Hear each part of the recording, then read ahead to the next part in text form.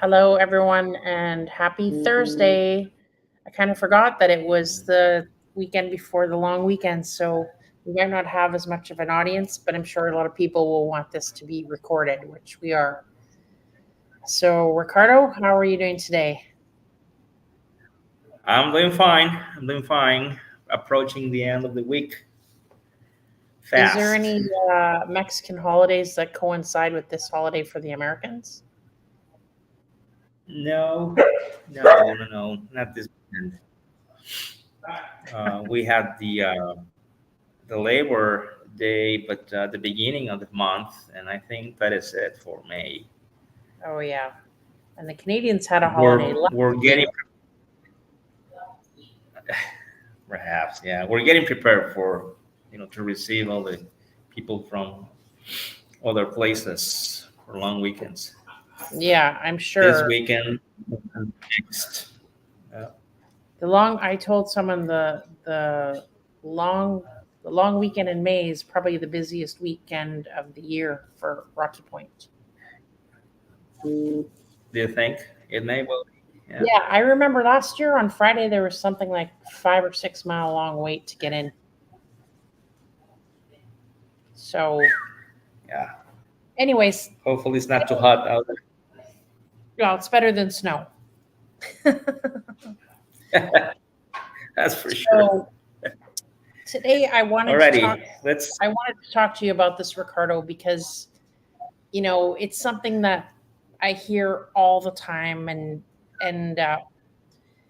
people get frustrated with the process, and I think it's just because they don't understand.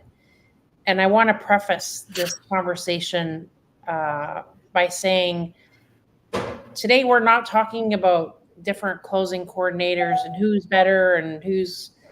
We're here to explain what exactly True. happens when you buy a property in Mexico, when it enters into the process of going into a bank trust, and what happens before that. Um, Yeah, People think it's I the hear. closing coordinator's fault, and most of the time it's not. It's just that it takes longer because there's variables that we'll talk about today. I'm ready. I'm all ears, and I'm ready to respond and to explain. Absolutely, this is something Okay, that I'd like also our clients to understand. yeah, of course. So Excuse me. let's start from the very beginning, because someone actually asked me this today.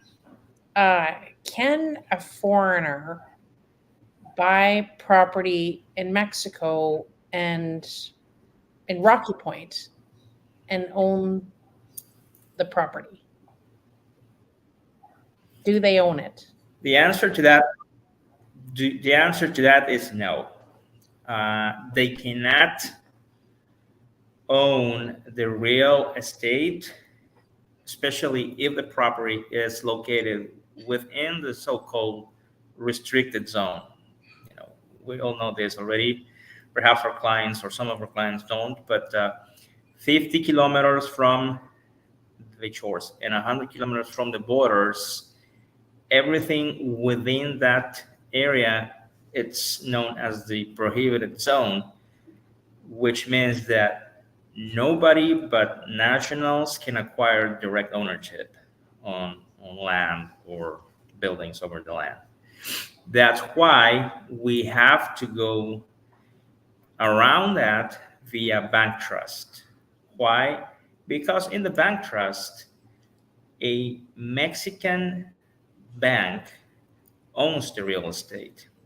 So that way we don't breach our own constitution. And in the meantime, whereas the bank is acting as the trustee, the buyer is appointed and reflected in that contract as a beneficiary. At the end, of course, that beneficiary controls fully that property because the bank won't do anything unless it's written instructed by the beneficiaries to either sell, to rent out, to mortgage, to pledge, etc., etc., etc. I have a But question. that's the way. So on that note, people say, well, I'm not buying property in there because we don't own it and the bank or the government can take your house away at any moment. No, no, no, no, no, no, no, no, no. That it's not accurate. That is not true.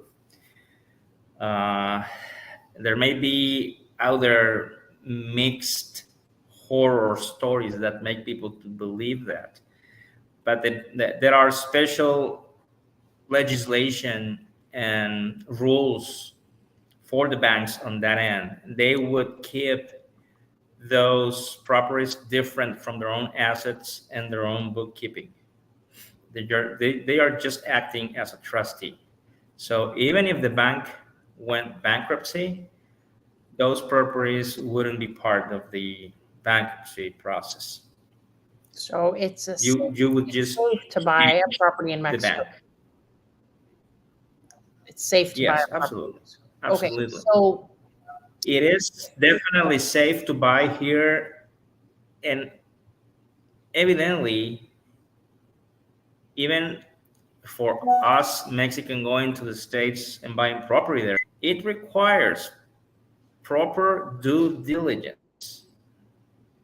yes, Okay, it's a must. You have to have it. You wanna hire the services of attorneys, and if you have uh, doubts as of taxes, an attorney that it's savvy on taxes, or an accountant or a fiscalist, but get together, or your agent, of course, get together with people that can guide you through the process. But of course, getting to understand what exactly is what you're about to enter into, it's a must. of course. Surround yourself with experts because it's not the same as the States. So I've seen people post on Facebook, I want to buy a property for sale by owner, because they think they're going to save money. But you don't know what you need to look for and what needs to happen. And that's where the horror stories come from because it's very easy to buy a property that seller doesn't own. Right, right. In this country, we evidently have different set of laws, but even though it's different in many ways, the real estate transactions are similar to the States or other countries. Hmm. Okay, you just have to be aware of the status of those properties on the market. Is the condominium you're interested in free and clear of liens? Uh, the, is there any property taxes unpaid? Is there any federal zone problem? Uh, it's just simple things like those. Uh, is the seller ready in terms of title to get transaction and sell, or it may well take a number of months for that seller to be ready? Would you be willing to wait? It's just simple logics in my mind. But without a doubt, having a real estate agent like you, it's a must. I mean, they're in a different country, and probably if they were in their own country, they would like to be guided by attorneys or by real estate agents. Of course. Well, Unless of especially, course you are very unless of course you are very well acquainted with the yeah, industry. of course. Okay, so let's dive into the But without a doubt, I think it is safe. It's safe. okay, let's dive into the whole process and get to the bank trust. So let's say an American is buying another American's property and there is a bank trust in place.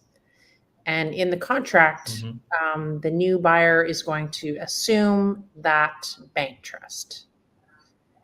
So it's today and they want to close on August 1st. What happens after the offer is accepted? Okay.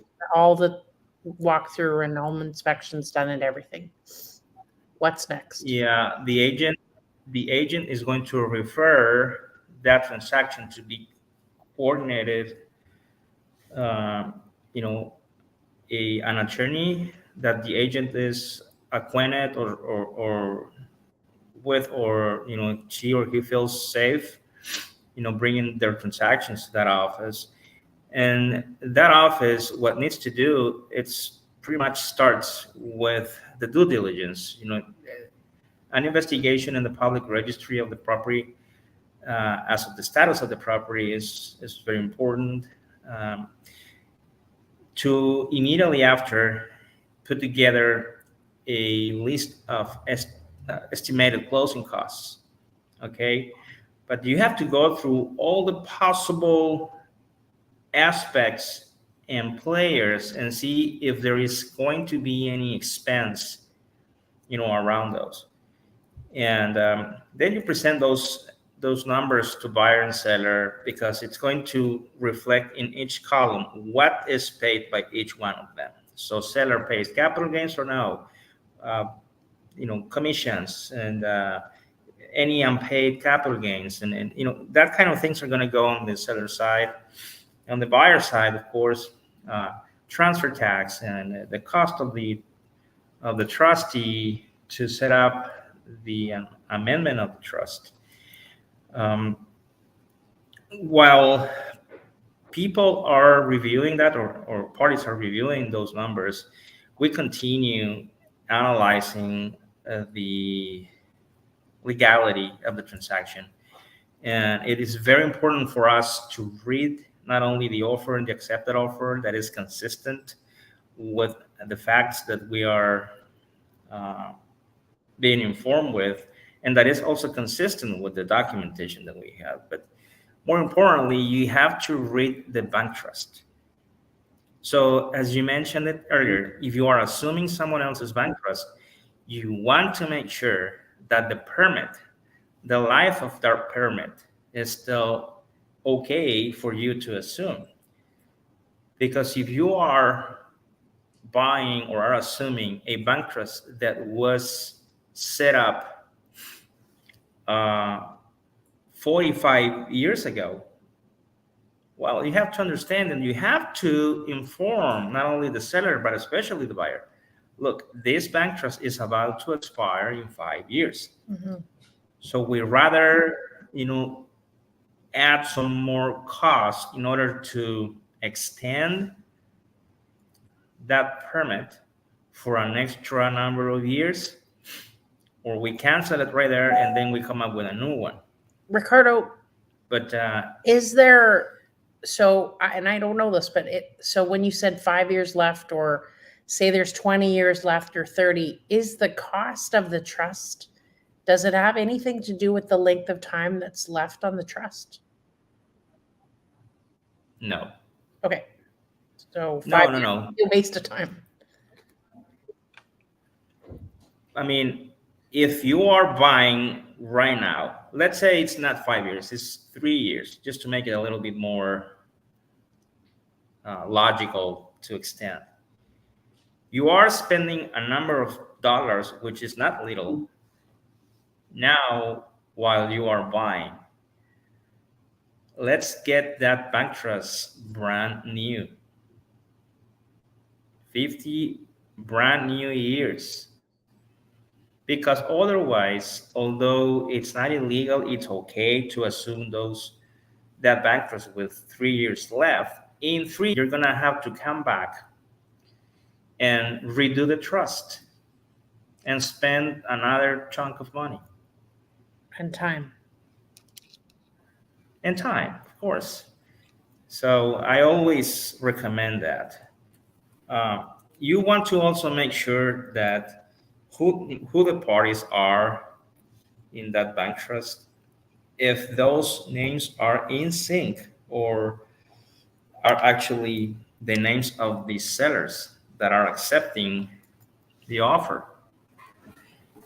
You want to make sure, especially nowadays, that your seller has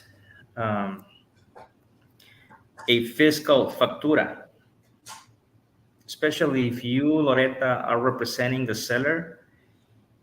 The seller from 2014 on is obliged to obtain a fiscal or electronic factura, also known as CFDI, because it is only with that document that the seller is going to be able to prove how much money he paid for that property when he sells. And that amount of money is going to go against capital gains basis. So if you don't have that CFDI, I'm sorry, your capital gain basis is zero. Or at the most, the government is going to grant you, seller, only 10% of the purchase price you are being accepting. If you're selling the property for $750,000, you will be only able to offset $75,000. Mm. The rest, it's basis for capital gains. It's a killer. Yeah, for sure. So there are a lot of variables for us to review. We want to make sure definitely that the property is free and clear of any liens, if I didn't mention that earlier. What are the factors? We need to understand what are the factors of what are the factors of what could delay a trust? Like some people have said it's 2 years, 6 years, 8 years. Why does that happen? And what can there are a number of causes or variables. That's the word I was looking for. Can you review some of them? And not always, of course. Yeah. For instance, nowadays, the law has presented not only the notaries but also the coordinators a number of new challenges in terms of putting together the documentation from seller and buyer. Okay, so when you are organizing a new bank trust, there are new fiscal requirements, which oftentimes are shocking, for US or Canadians or Russian or whoever is not accustomed to be required, such as I need you to provide me a copy of your wife's ID and certificate of birth, and I want to know the marriage arrangements. How do you call that? I forgot. Whether you got married under community property or separate. Oh, how Also, how the title's held. The marriage, yeah, how the couple got married. So they don't like to share that. Or I need you to provide me with your social security number card, a copy. They go crazy about that, and I understand that, especially with all that theft of how do you call that, theft, identity theft. Right. So but notarios are obliged to require that, and getting that information from the people is not necessarily easy and fast. Right. Some other times something is expired, such as typically the utility bill. You are required to provide either power or gas or water utility bill that is current, meaning no older than 2 months. And you were so diligent at the beginning. You prepared everything. You have a complete file, but it got delayed because the delegate at the bank is just dealing with a pile of bank trusts prior to yours. So it may well have expired right there. And then when you go back to buyer or seller, it is a real problem because they get so frustrated that you are asking for the same document again and again and again. One of the best cases that I can pull up right now is a bank down in Hermosillo. I don't want to name, bring up the names, but all of Puerto Peñasco have been having problems with that bank in terms of timing, and my office was not different. And then I decided to travel down to Hermosillo and meet personally with that person. When I reached her office, uh, there were somewhere around 9 or 10 desks and hers. The only employee at that department was her. And that person was in charge of different states, not only the state of Sonora, but other states. So you think you get to realize how busy they are with so little people to help. So she's overworked, basically. She's totally overworked, overwhelmed. And not only that, I mean, and this is almost everywhere you go. Uh, the area where you send the packet to be authorized by the trustee needs to be revised by a higher level authority within the bank. Oftentimes, that department is not in the same bank. It's probably in another city. Right. So it's I find bureaucratic. It's a lot. I find it so strange that they don't like reach out to the person after their bank trust, and your bank trust is going to need to be renewed. Like, it's just every time it's like, how do I pay my bank trust? What do I do? Like, there's no, There are very few banks that are going to send you ahead of time the bill. Hey, this is about to be due. I remember you to pay in 2 months or whatever. You don't get to see that much, unfortunately.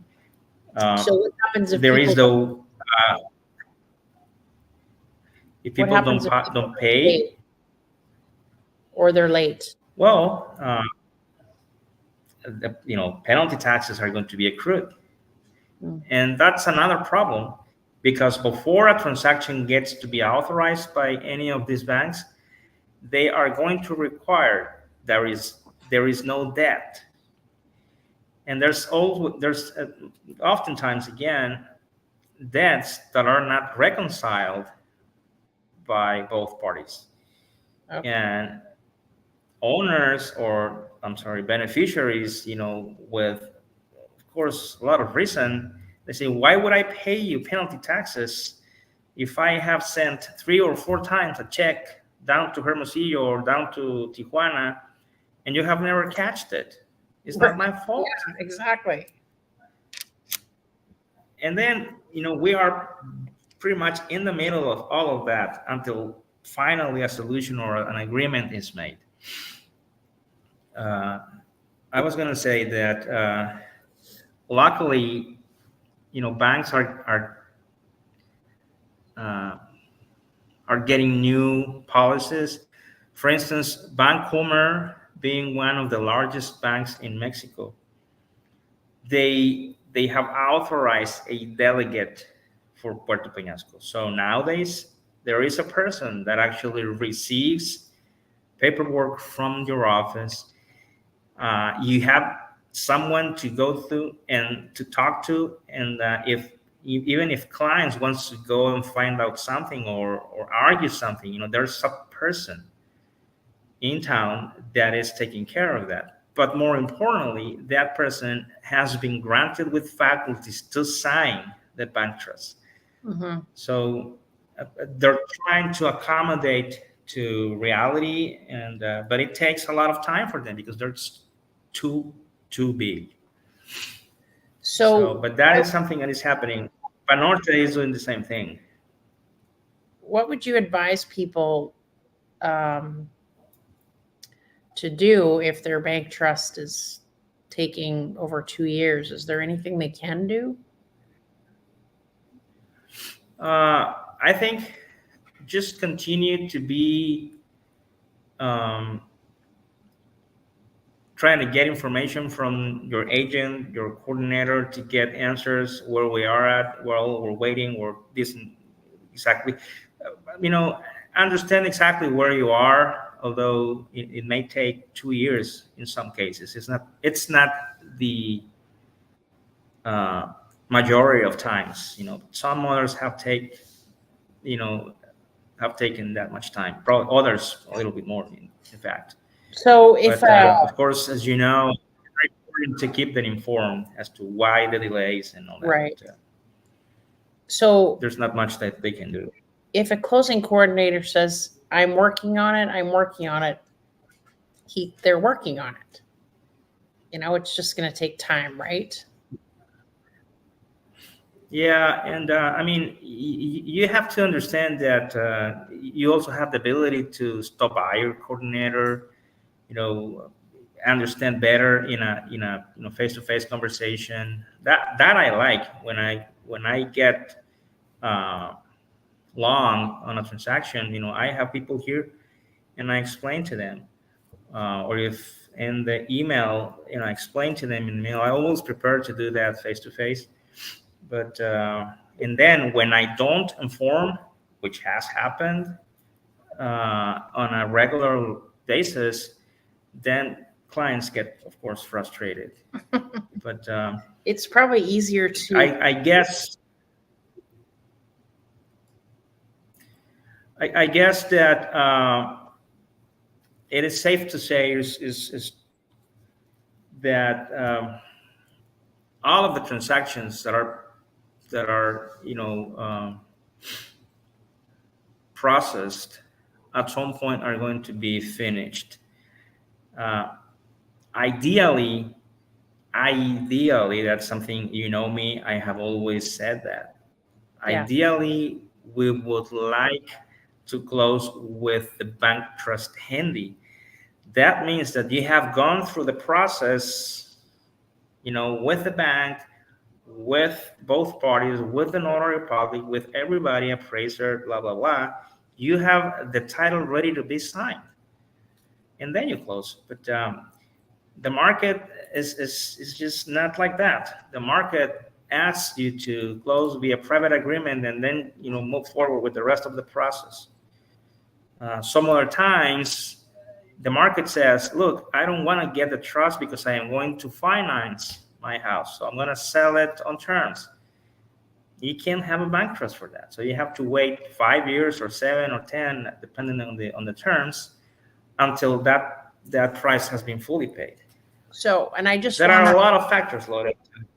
I just want to ask you, so when someone buys a property on terms, so it's an owner financing, they do not get their trust until the note's paid off, right?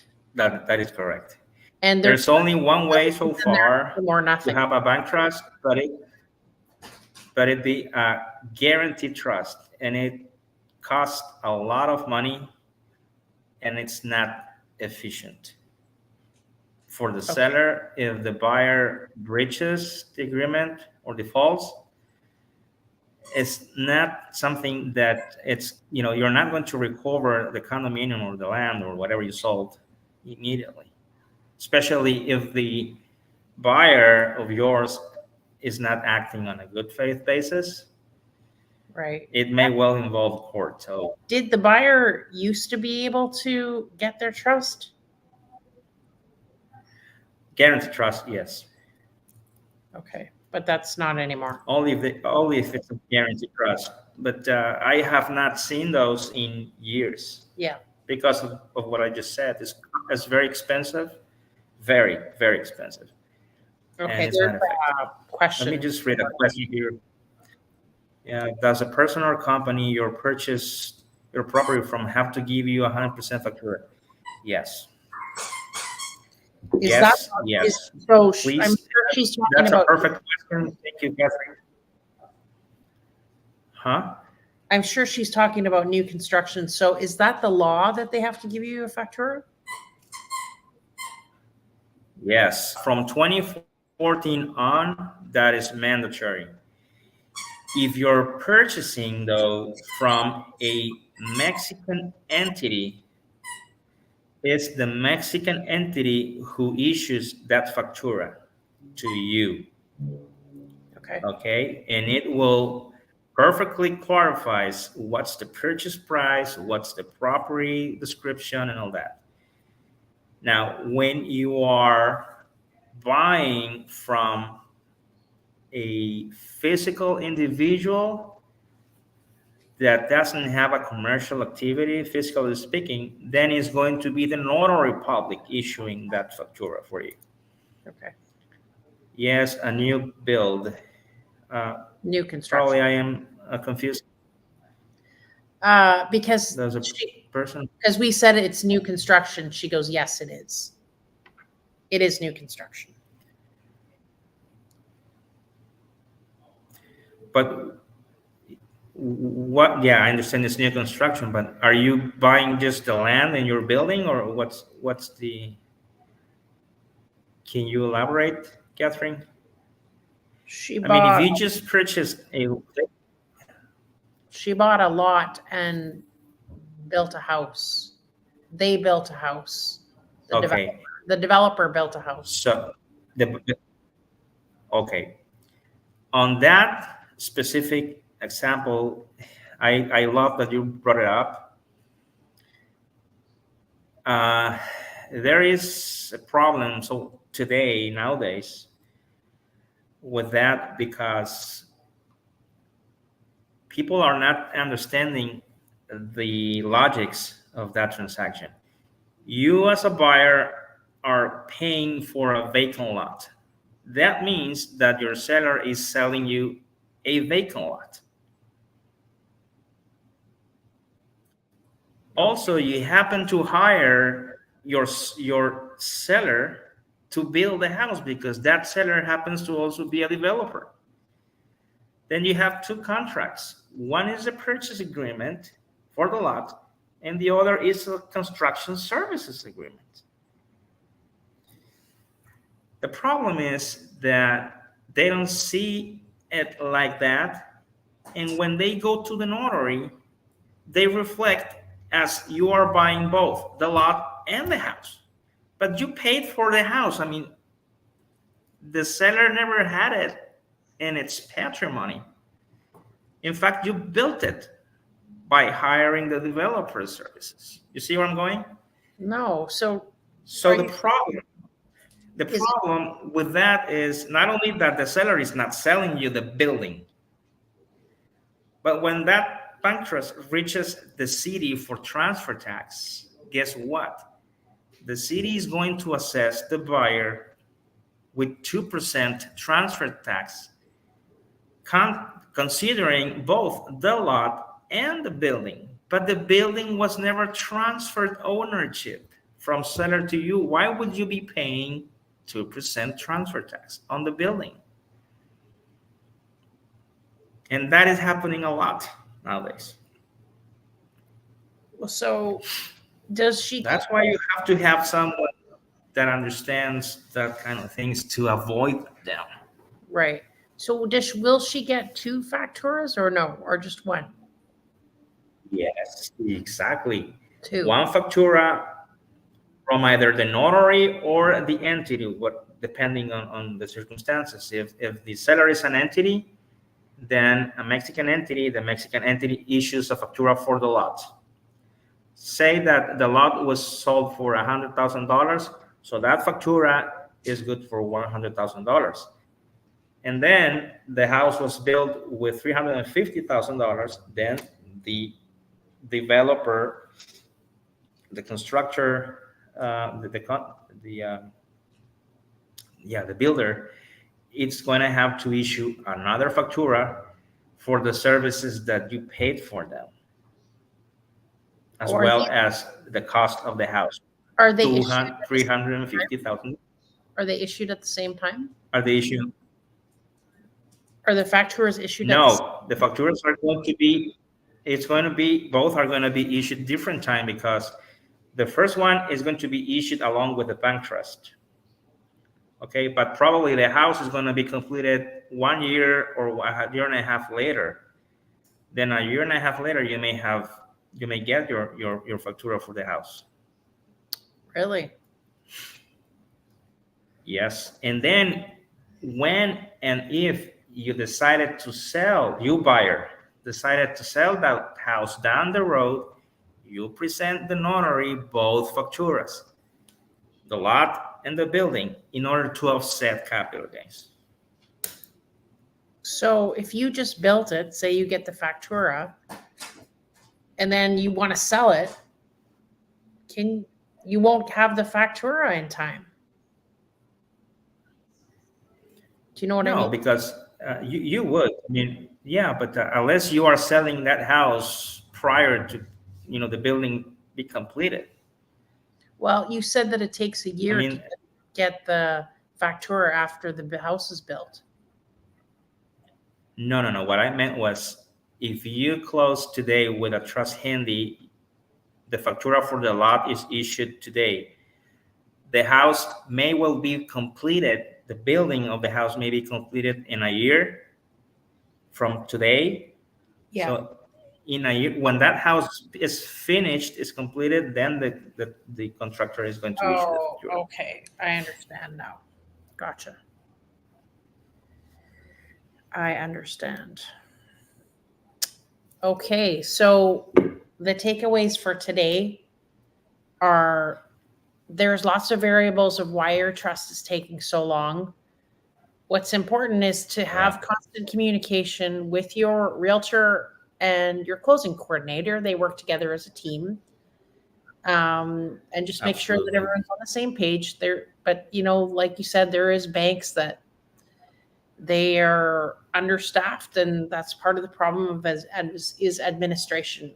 It's not the United States, so it doesn't happen in a week. It just doesn't. That's why we close with private agreements. So be patient, be kind. So Yeah, you know what? On that note, just want to make sure that people understand. Uh, if you are dealing with, for instance, Mexican to Mexican, the time is gonna get very, very, very. The time of closing is faster because you don't have to go through all those hoops that you have to with a bank trust. Okay, well, yeah, a transaction, that kind of transactions can be done in less than a week. I know, but not Okay, everyone has that. so no, I know. It's just I want people to understand that it's not the same on bank trusts are a problem because there's a lot of players involved: the notary, public registry, the city, the appraiser, the trustee, so on and so forth. How long does a bank trust last? When it's recently organized, Catherine, it's going to be good for 50 years, and that time can be renewed for another 50 years, and so on and so on.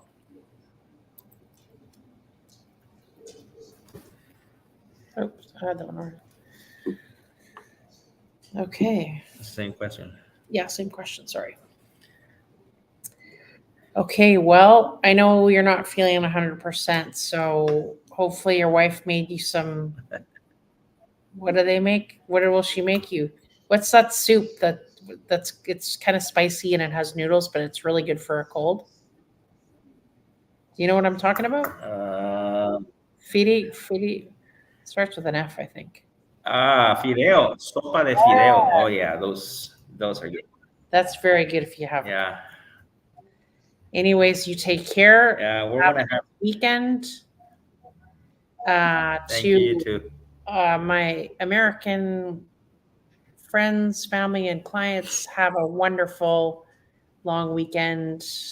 Get some grilling done in, get some pool time, and thank all of your military people that were of service to us. Thanks so much, and have a great weekend, everyone. Thank you, everyone.